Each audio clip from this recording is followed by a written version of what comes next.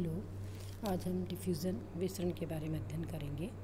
एक बर्तन को एक पर्दे द्वारा विभाजित किया जाता है तथा पर्दे के विपरीत पार्श्वों में समान ताप व दाब पर दो भिन्न भिन्न गैसें भरी है। जैसा कि चित्र में दिखाया गया है, प्रेशर और टेम्परेचर सेम है और दो भिन्न भिन्न गैसें इसमें भरी हुई है। यदि पर्दे को हटा दिया जाए तो हम क्या देखते हैं, समय व्यतीत होने पर संपूर्ण आयतन में दोनों गैसें समान रूप से वितरित हो जाती है। यह परिघटना अनियमित आणविक गति के कारण होती है, इसे डिफ्यूज़न कहते हैं। अणुओं की सांद्रता प्रवणता के कारण द्रव्य का अभिगमन होता है। आइए बात करते हैं स्व-विसरण की। सेल्फ डिफ्यूज़न क्या है? यदि निकाय में समस्त अणु समान होते हैं तो उनके मध्य अन्योन्य विसरण का कोई महत्व नहीं होता है।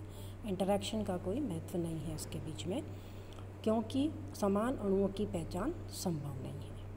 यदि अणु निकाय में एक तत्व के भिन्न भिन्न समस्थानिक हैं या ऐसे अणु जिन्हें रेडियो एक्टिव कर दिया जाता है, इस प्रकार के अणुओं को चिह्नित करना संभव है।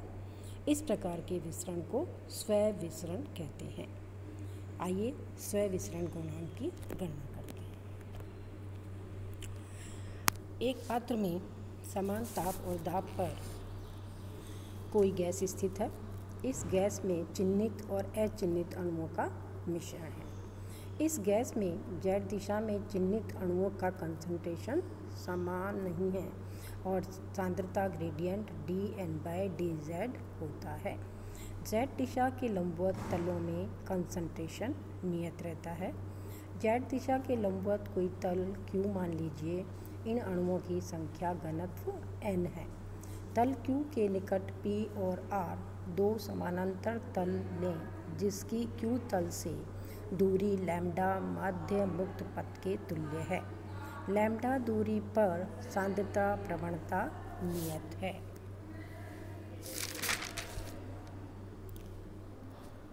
ये चित्र बताया है जिसमें AB प्लेन है, AB और CD प्लेन है। इसके बीच में कोई गैस है जिसके लिए हम स्व-विसरण गुणांक ज्ञात करना चाहते हैं। तो AB तल पर z बराबर 0 है।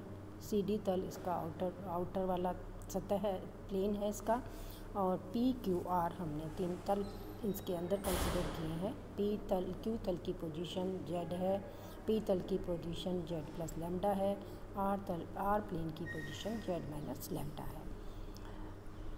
Q प्लेन का संख्या घनत्व n है, तो P प्लेन का संख्या घनत्व n प्लस लैम्डा dN/dz होगा और R प्लेन का संख्या घनत्व n माइनस लैम्डा dN/dz होगा।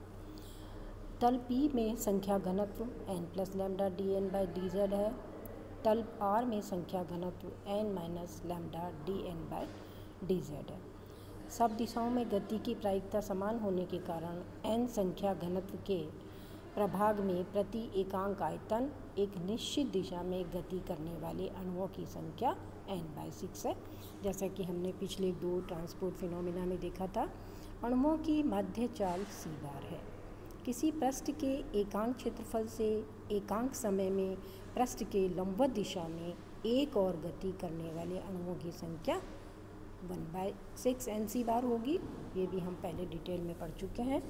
इसी तर्क को यूज़ में लेते हुए एकांक क्षेत्रफल को प्रति एकांक समय में -z दिशा में पार करने वाले अणुओं की संख्या इस केस में क्या होगी, 1/6 n प्लस लैम्डा डेल्टा n/डेल्टा z into c bar, which is given by equation number 1।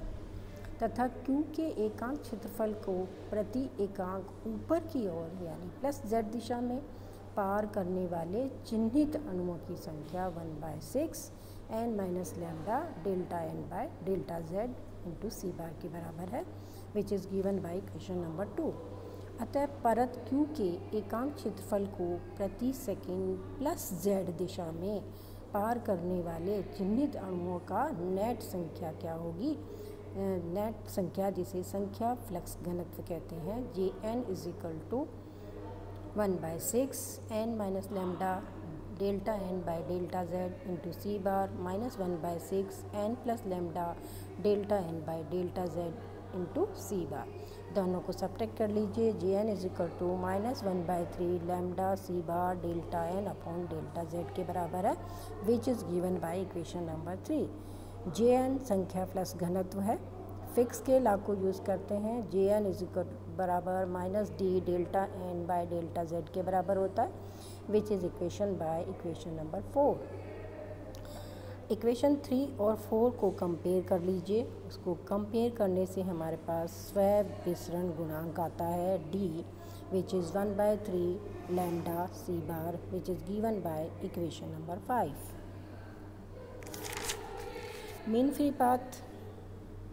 Free path के बारे में हमने पढ़ चुके हैं। मीन फ्री पाथ की वैल्यू लैम्डा बराबर 1/√2 पाई डी स्क्वायर एन के बराबर होती है। सी बार माध्य चाल है जो √8 KT बाई पाई एम के बराबर है। इन दोनों की वैल्यू इक्वेशन नंबर 5 में सब्स्टिट्यूट कर दीजिए, तो d बराबर 1/3√2 पाई डी स्क्वायर 1/n 8 पाई KT पाई m की पावर हाफ। सॉल्व कर लीजिए। m से ऊपर नीचे मल्टीप्लाई करा है, इसे हम डेंसिटी गैस डेंसिटी फॉर्म में लाए हैं, तो d बराबर 2/3 pi D square 1/ρm small m KT by pi की पावर हाफ। इसमें हम अपना नोटेशन कैपिटल M और कैपिटल R यूज़ कर रहे हैं, जो हमने पहले भी किया था दोनों ट्रांसपोर्ट कोफिशिएंट में। तो हमने इसमें कैपिटल N एवोगैड्रो नंबर से डिवाइड किया है और ऊपर मल्टीप्लाई किया है। इससे एक स्मॉल m और n कैपिटल M बन जाएगा और एक k और n जो है वो r के बराबर बन जाएगा। तो d बराबर 2/3 pi D square n 1/ρ bracket के अंदर m RT बाई पाई की पावर हाफ। तो आपने क्या देखा, हमने सेल्फ डिफ्यूजन कोफिशिएंट d जो है वो प्रोपोर्शनेट है √t की पावर हाफ बाई रो की, लेकिन हम जानते हैं कि डेंसिटी t इन्वर्स के अकॉर्डिंग वेरी करती है। तो रो के स्थान पर t इन्वर्स रखिए, तो d is proportional to t की power 3/2। Diffusion coefficient self diffusion coefficient d t की पावर 3/2 के हिसाब से वेरी करता है। Inter relation of transport coefficient की बात करते हैं। हमने 3 आणविक आधार पर 3 ट्रांसपोर्ट कोफिशिएंट देखे थे, शांता, चालन और विसरण गुणांक के बारे में हमने अध्ययन किया है। तो हम उनकी वैल्यू लिख रहे हैं। नीटा बराबर 1/3 rho C bar lambda, which is given by equation number 1। के चालन ऊष्मा चालन 1/3 रो सी वी लैम्डा के बराबर है, इक्वेशन 2 के द्वारा दिया जा रहा है। d बराबर 1/3 diffusion coefficient self diffusion coefficient 1/3 सी बार लैम्डा के बराबर है, which is given by equation number 3। इन सब के बारे में हम अध्ययन कर चुके हैं। अब हम इनके इंटर रिलेशन की बात कर रहे हैं। तो आपने इक्वेशन 1 को 2 से डिवाइड कर लीजिए। आपके पास रिलेशन आ रहा है, वो मैंने यहाँ सॉल्व करके बता रखा है। k by eta is small c v which is equal to capital c v by m। Capital c v molar विशिष्ट ऊष्मा है, कैपिटल m अणुभार है। तो यहाँ से क्या रिलेशन निकल के आया, capital M k divided by eta और सी वी इज़ 1। ये ज़्यादातर गैसेस के लिए इसी ऑर्डर का मिलता है, कुछ एक्सेप्शंस डिग्री ऑफ फ्रीडम की वजह से होते हैं। इक्वेशन 1 और 3 से नीटा डिवाइडेड बाय d इज़ रो, यानी रो d बाय नीटा बराबर 1। ये एक और इंटर रिलेशन है ट्रांसपोर्ट कोफिशिएंट के बीच में। अधिकांश अध्रुवीय गैसों के लिए ये अनुपात 1.3 के लगभग आता है, जो कि एक्सपेरिमेंटल के द्वारा मैच भी किया गया। धन्यवाद।